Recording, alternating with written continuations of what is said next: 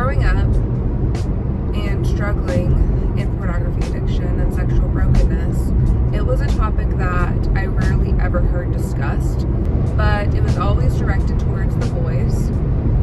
It was like, boys, we know you struggle because it's natural for guys to have sexual desires, but women, you're pretty much only supposed to try to prevent a man from lusting after you, because the only sexual way that you are able to exist is in you looking sexually. And I feel like that was just like objectifying women to say that we're not sexual beings. For me, equality means women having the opportunity for spaces to be created for them and for their stories to be heard, because women matter. Hello friends, it's Jara. Welcome back to my channel. If you've never been here before, my name is Jara and I'm so happy that you are here. Today I just wanted to chat with you guys a little bit about one of the major reasons that I've decided to step into ministry, and just kind of talk a little bit about how much I feel like women are overlooked, specifically relating to some areas in the church and when they're struggling in sexual brokenness. And so, yeah, I just figured I'm headed to go get groceries, so I might as well chat a little bit in the car. Let's get into it. So first of all, it is a beautiful week here.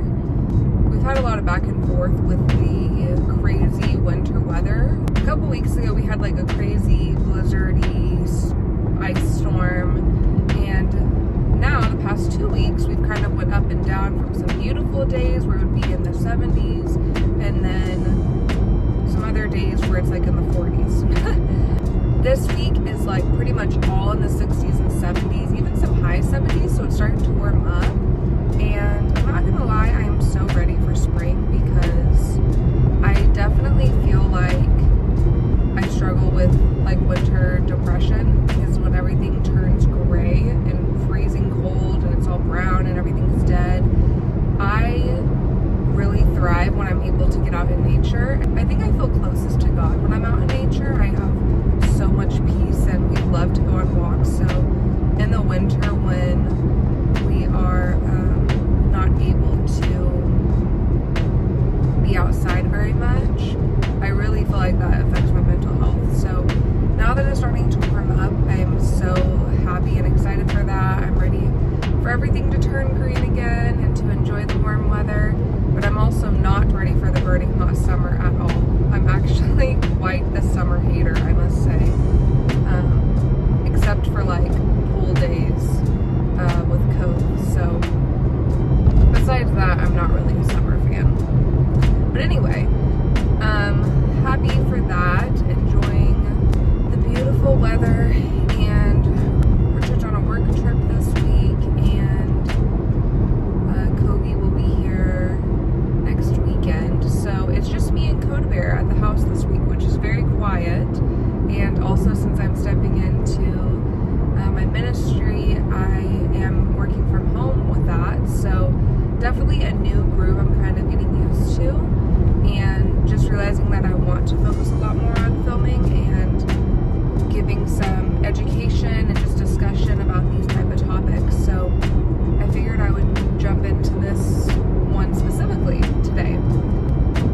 Growing up and struggling in pornography addiction and sexual brokenness, it was a topic that I rarely ever heard discussed.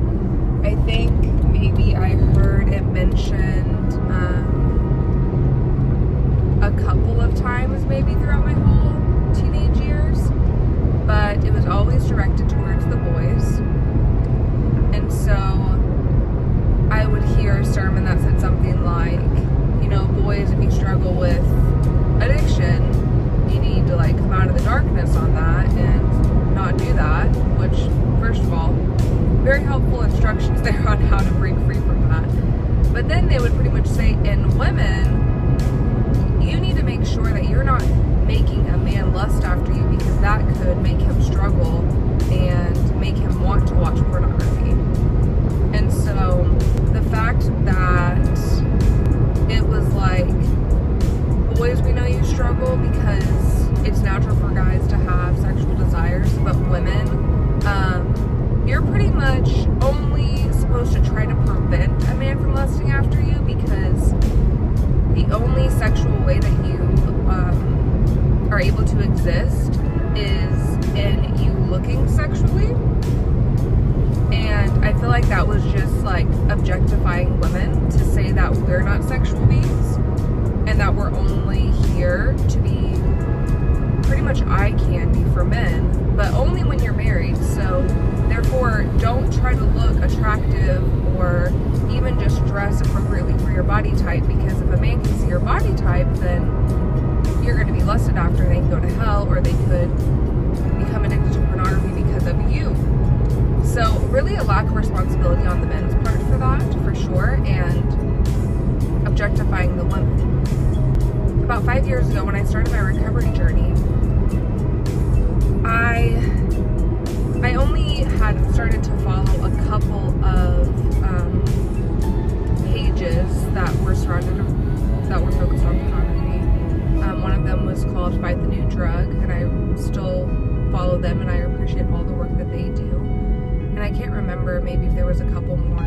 I personally didn't dig very deep into trying to find resources, if I'm being honest, because at this time I was also leaving the high control denomination I was raised in, and so my main focus at that time was to dive deep into my beliefs of Jesus and kind of really begin my true relationship with him for the very first time. And so in the meantime, my recovery started based off of that side of it, and it wasn't something I heard a lot of talk about still, even though I was leaving that denomination and starting to integrate myself into a different church. I still felt a lot of probably shame around it and just embarrassment, I think. And so I had never heard of anything focused around women. And then whenever I heard our church partners with a local ministry that focuses on pornography addictions, again, it was male focused. And when I took the time to talk with him, he said that he agreed that it's definitely needed for the women's side of things, but that there was just so few female voices, and that he really appreciated that I cared to share my story. As I looked around at our platforms, at the churches, at voices that are being amplified, it felt like there was still just such a need for the women to be recognized and for women leadership to be given a platform. And so that really sparked something in me. I feel like I am pretty passionate about opportunities being given to women. I think from a young age, I definitely felt some passion for women empowerment, for sure. And so kind of learning what that means biblically too. I think society loves to paint equality a specific way, that a woman can do anything a man can do and that women don't need men. And I just don't believe that that's true. I mean, I think it's clear the way that God created us was for companionship, and that there are some ways that a man was created to excel in specific things, and same for women. And that doesn't mean that women are less than. It just means we have different responsibilities or characteristics or things that God naturally gave us to be gifted at. And so I don't think it's about women are better than men, or we hate men, or I feel like that type of narrative is pushed around a lot. And I don't think that's the case at all when I think of my views of what equality should look like. But I think for me, equality means women having the opportunity for spaces to be created for them and for their stories to be heard, because women matter. I'm so passionate about that, because up to 60% of women are struggling with pornography addiction, and yet they continue to be overlooked by majority of churches, majority of ministries, and they continue to be bypassed. And because of this, women continue to feel more and more isolated and shameful because they believe this is only a men's issue, when that is just simply not the case. This is why I am here to create those spaces for women. I am here to be the face to other women, for them to see that possible. There are safe spaces to be able to heal and grow in community and draw closer to the Lord and really get to the underlying trauma of our lives that led us into addiction. That is why I've taken this step, a big reason why I've taken this step, and I feel like God has really called me to that. I feel like I'm going to be walking into a lot of rooms that are filled with just men, and I am excited to be the change and for God to use me to open the door for there to be more women in leadership, for there to be more opportunities and more spaces for women to be able to find that true healing. With 423 Communities, the nonprofit that I'm joining on with, they've had a women's program pretty much from the beginning. They were founded 16 years ago. And so I really admired them for that they didn't neglect women at all, even from the very beginning when they were just starting out. And so now to be able to kind of put a face to that and be like, I'm the one that's the women's coordinator leading this program, and I'm here with the intention of having input on the way that our program is run and how to serve women the best that we can. And so I am so excited for that. Also, it's hard because I think I definitely struggle with imposter syndrome. This is my first time fully working in ministry in this way, and I'm also pretty young, so I think feeling inadequate in those ways is only natural to start off, but I've really just been giving that over to God, knowing that He gave me this passion for a reason. He planted these seeds in my heart a long time ago, and that He's truly using my testimony and my story for the good. And so while originally I never would have imagined that I would be working in this way and knowing the potential impact that's going to be made through this, I trust Him, and I know that any good that comes of it is all through Him. And I know that any hint of goodness in our lives is from the Lord.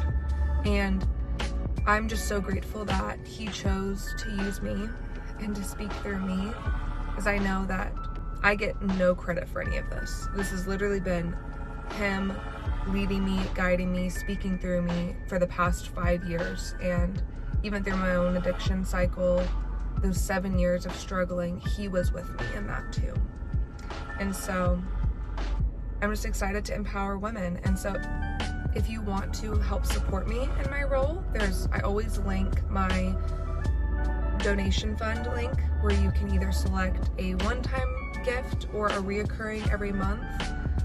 I literally, every single gift means so much to me, whether it is $5 or you want to do a reoccurring of however much every month. It means so much to me, and it's because of your support that I'm able to step into this role. My position is fully funded through donations, and so that means so much to me. And also know that I'd love to add you guys to my newsletter as well. If you go on my Instagram, you can send me a DM and just send me your email, and I'd love to send you over a monthly newsletter just talking about my ministry and give you updates on that side of it. And so, yeah, I appreciate you guys so much. It is literally because of you that I'm even in this position. It's through sharing my testimony video and you guys caring and watching and encouraging me and kind of building that community around it that I feel like my heart for ministry even started. I love you guys. I appreciate you, all of your support, and I will see you guys next time.